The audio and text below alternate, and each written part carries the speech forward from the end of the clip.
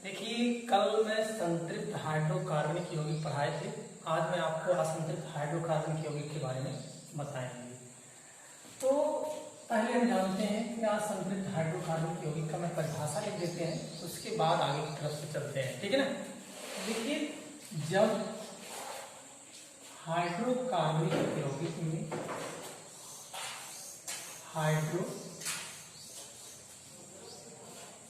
कार्बनिक यौगिक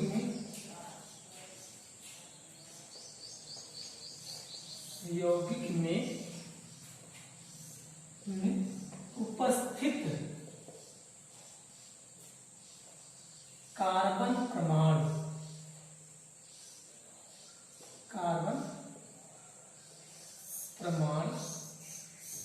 द्वि या त्रिबंध से जुड़े होते हैं। ठीक, द्वि या, यहाँ पे हम डबल कर देंगे पाई। ध्यान रहे, द्विबंध को हम किससे करते हैं? 2 पाई खींचते हैं कार्बन के बीच में। और या त्रिबंध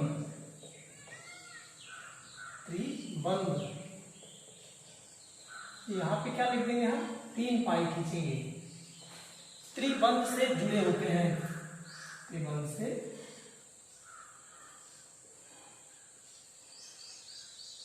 जुड़े होते हैं, तो उसे असंतृप्त हाइड्रोकार्बनिक यौगिक कहते हैं।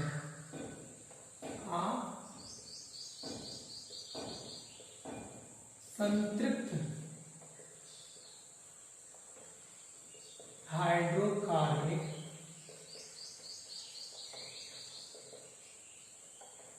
यौगिक कहते हैं।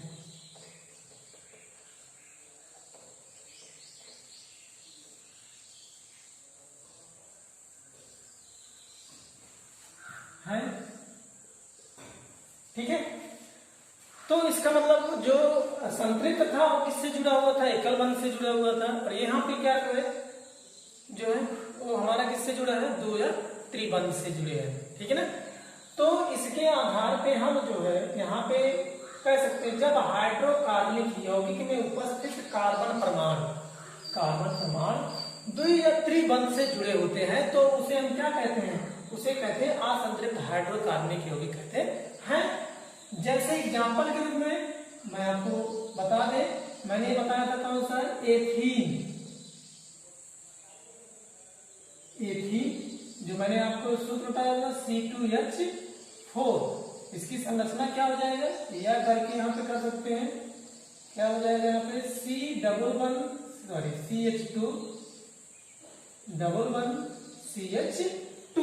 अभी मैं आगे बताएंगे कैसे कैसे बनता है।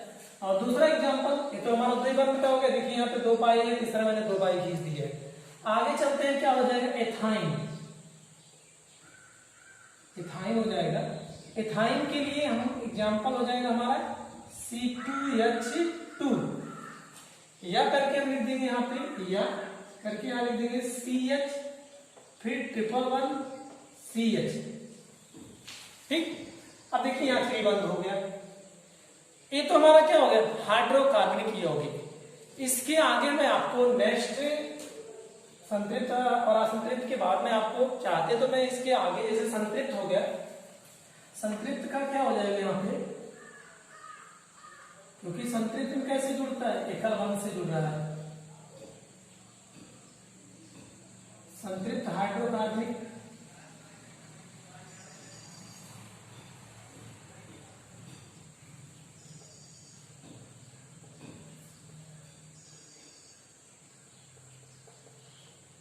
यौगिक है, एकल से बन रहा है। तो इसके अंतर्गत हम नंबर 1 लिख सकते हैं, इसके ये पार्ट्स कर सकते हैं। जो नंबर 1 क्या हो जाएगा? एल्केन।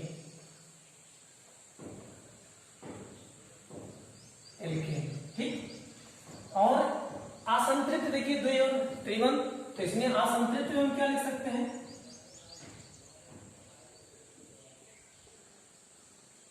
असंतृप्त जो होता है उसको क्या कर सकते हैं? असंतृप्त यहाँ पे कर सकते हैं। एक द्विबंध को हम इसमें नंबर 1 इसके 2 पार्ट कर सकते हैं। क्या कर सकते हैं? नंबर 1 क्या कर सकते हैं हम? एल्कीन और नंबर 2 क्या कर सकते हैं हम, एल्काइन, इस आधार पे कर सकते हैं। लेकिन मैं आपको अलग से एल्केन, एल्कीन, एल्काइन पढ़ाएंगे, इसलिए इसके बाद आप लोग इसको नोट कर लेना। इसके बाद मैं आपको बता रहा हूं क्या हेडिंग लगा रहे हैं, एल्केन।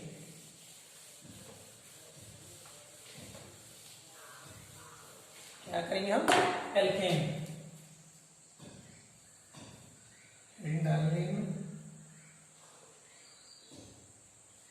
एल्केन। ठीक, अब एल्केन के लिए थोड़ा सा हम समझ लेते हैं, हमारे लिए थोड़ा सा आसान हो जाएगा। यहां से मैं लिख देता हूं थोड़ा सा, उसके बाद में आपको समझाएंगे।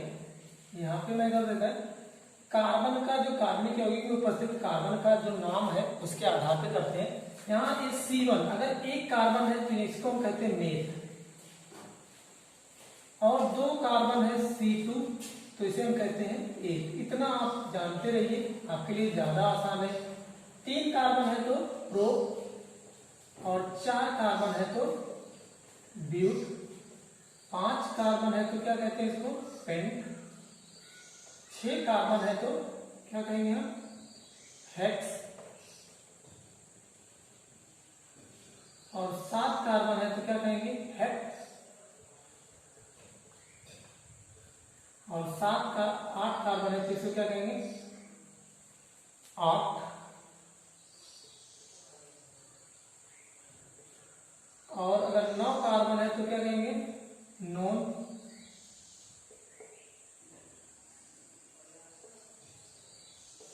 और अगर 10 कार्बन है तो क्या कहेंगे इसको हम, डेट। ठीक, इतना जानते रहेंगे। अब इसके बाद जो है, इसके बाद में आपको परिभाषा बताते हैं, एल्केन किसे कहते हैं। मान लीजिए पेपर में पूछा जाता है एल्केन किसे कहते हैं, इसका सामान्य सूत्र लिखे या संरचना बनाते हुए उदाहरण देकर बताइए। इस तरह से क्वेश्चन पूछे जाते हैं, क्वेश्चन आते हैं बोर्ड पेपर में। तो एल्केन लिख सकते हैं, जब कार्बनिक यौगिक में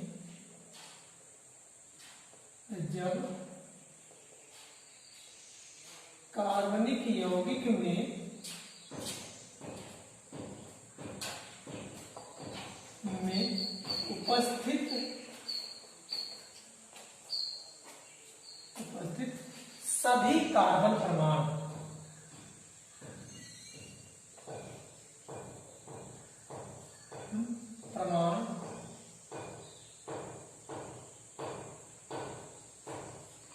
एकल बंध से जुड़े होते हैं, एकल बंध से जुड़े होते हैं।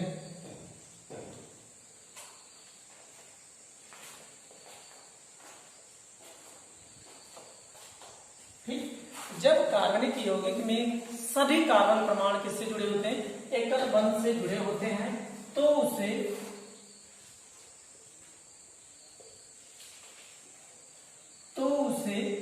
एल्केन कहते हैं।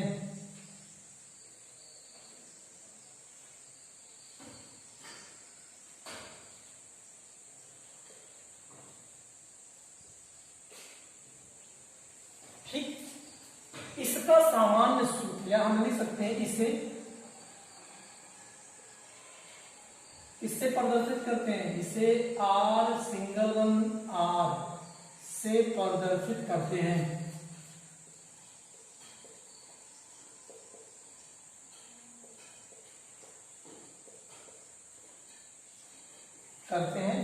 इसे प्रत्यय के रूप में या इसका सामान्य सूत्र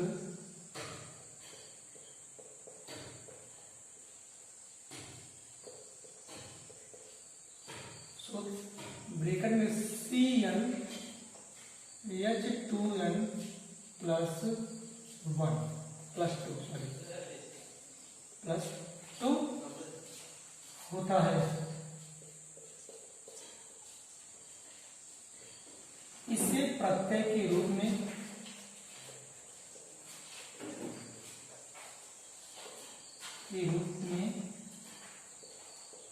एन कहते हैं। अंडरलाइन कर दीजिए इसको।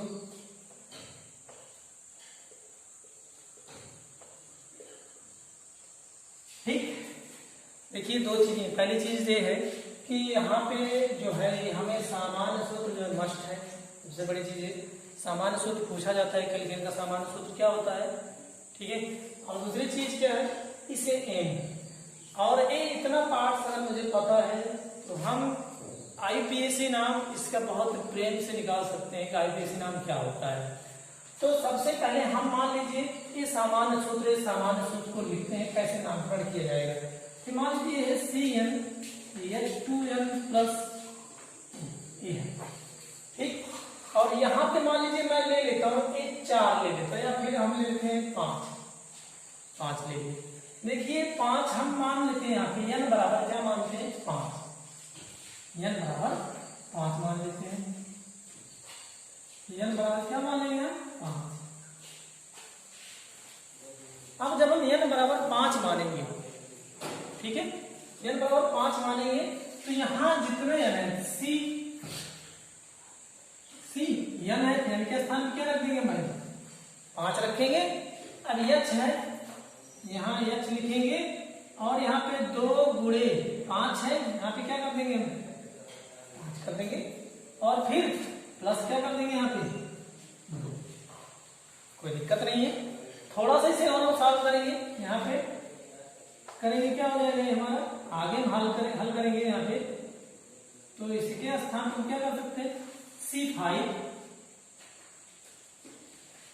H 25 क्या 10 और 2 12 हो जाएगा, H 12 हो जाएगा। अब देखिए इसका हम संरचना बनाएंगे, इसका संरचना कार्बन की संख्या कितना है 5 है, हम 5 कार्बन का लिख देंगे यहाँ पे। देखिए 1 कार्बन 2 कार्बन 3 कार्बन 4 कार्बन और 5 कार्बन, हमें पता नहीं बनाना लेकिन हम इस तरह से कर सकते हैं। 5 कार्बन के यहाँ पे देखिए, अब हमें पता है कि एक कार्बन की जो संयोजकता होती है वो कितनी होती है 4 होती है। चलो जब 4 हो गए तो यहाँ 4 कर देते हैं, चारों का हम लिंक बना दे रहे हैं।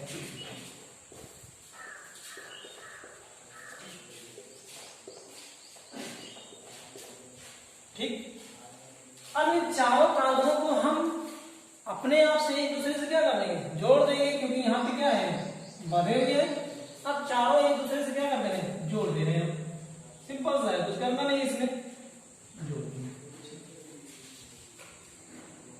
जुड़ गया। अब इस कार्बन के साथ कितने हाइड्रोजन है 12 हाइड्रोजन है।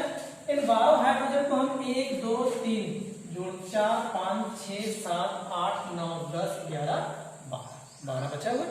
12 हाइड्रोजनों को हम क्या कर रहे हैं एक दूसरे से जोड़ दे रहे हैं। देखिए 1 2 3 4 5 6 7 8 9 10 11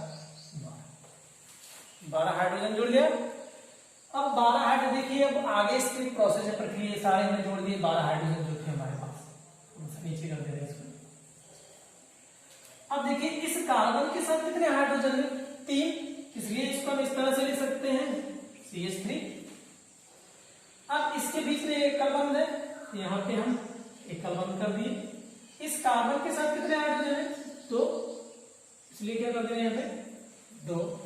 इस कार्बन के साथ कितने हैं 2, यहां क्या कर दे रहे हैं 2। इस कार्बन के साथ कितने हैं 2 हाइड्रोजन, 2 यहां पे हो गया। फिर इस कार्बन के साथ कितने हाइड्रोजन है 1 2 3 हाइड्रोजन है, यहां क्या करेंगे भाई 3 हाइड्रोजन हो गया। ठीक, अब देखिए इसमें कार्बन की संख्या कितनी है 1 2 3 4 5 है। अब इसमें हम गिनती करेंगे, देखिए 1 2 3 4 5, पांचवें कार्बन को हम क्या कहते हैं पेंट कहते हैं। क्या कहते हैं भाई, अगर 5 कार्बन है क्या कहेंगे यहाँ पे पेंट।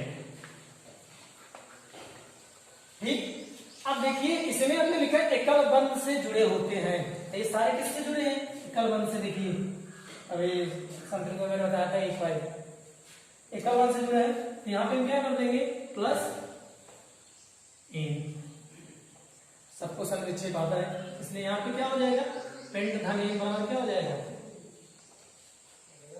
पेंट। ठीक, पेंटेन हो गया। अब इसे दूसरे रूप में भी लिखा जाता है। अगर इस तरह से हम इसे इस तरह से लिख लेंगे, इसका ये IUPAC नाम हो जाएगा। इस रूप में इसे लिख सकते हैं। कैसे लिखेंगे? CH3 CH2 CH2 CH2 CH3। ठीक। अब आप लोग जो है n बराबर, यहां पे लेते हैं, n बराबर 3, n बराबर 2 और n बराबर 4 सॉल्व करके मुझे कमेंट बॉक्स में आंसर देना। बाकी आपको नेक्स्ट वीडियो में हम बताएंगे।